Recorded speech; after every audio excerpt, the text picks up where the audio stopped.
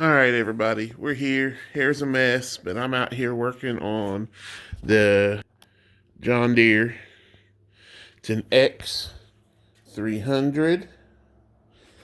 Um, it. I'll show you what it's doing here. Put my little handy dandy tool up there.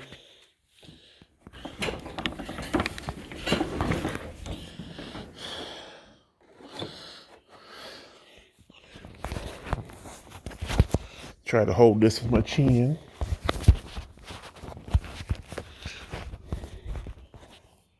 Okay, that ain't gonna work. But I hold down the chuck. The only clicking you hear is where there we go. If you look, whenever I go to turn it on, usually I would hold both those up to start it for the first time. But the only thing you hear is the light bulbs clicking on. And they're very bright. And the battery test is good. That's all I get. I get nothing. I have replaced the seat safety switch. I'm going to pause you for just 1 second. Actually, let's not pause. Just let you listen.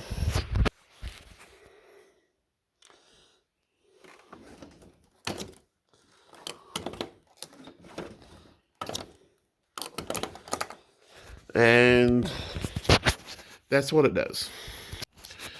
I have replaced the parking brake switch. I'll show you where that's at. This is down. The parking brake is up. You can see that. Sorry about that. Dad, this mower was doing this one time before, and he was just going to put a toggle switch because him and the neighbor were just crossing the solenoid. But we replaced the solenoid. And I even bought another new solenoid a year later, thinking that was the issue again. Let's hop off here. So, as you can see, the solenoid is... Every video I have found on YouTube, the solenoid's in a different spot. But there's where my solenoid's at. Okay. That is solid. That's not loose.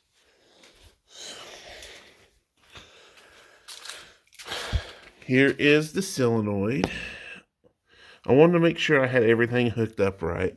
We have the line coming in from the positive from the battery, and the other line that comes down to here is on the top post. On the bottom post has the other line that I took off of the bottom post. And then there is a purple line. There are two on the side of it. The purple line is going to the bottom one, and then the ground that comes up to the frame that bolts onto the motor right there, which I have a guy at work, at my old work, made this for me because that wire actually, little thin wire actually broke, so he made me a new one that was more sturdy. Here is the safety seat switch.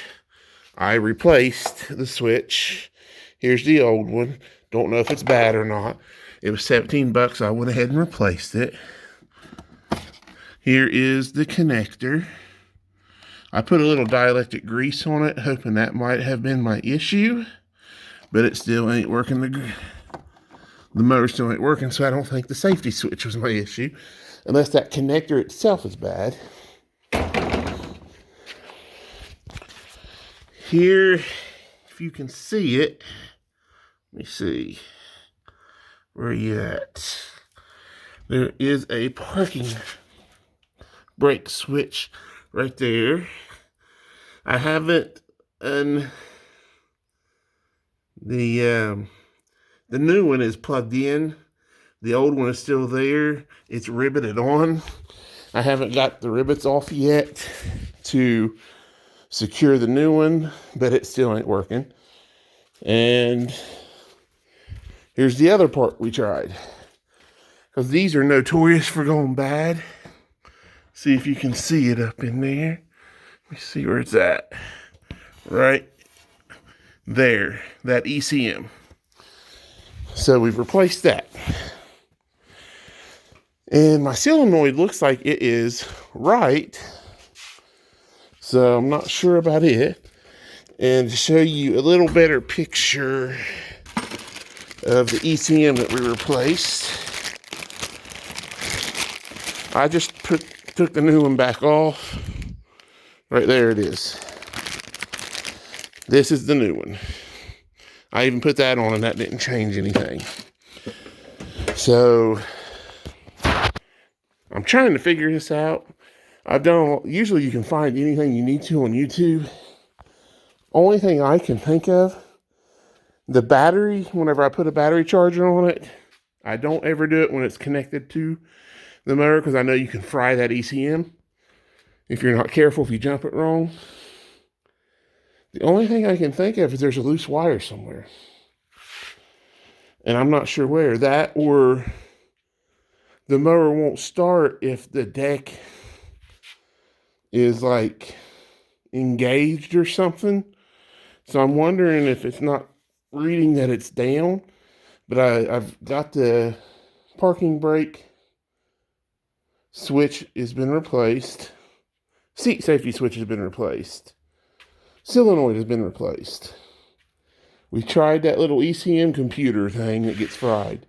That didn't do it. So if anybody can help, anybody at all, John Deere X300, it is an older mower. I think we got this in 2011 or 2012.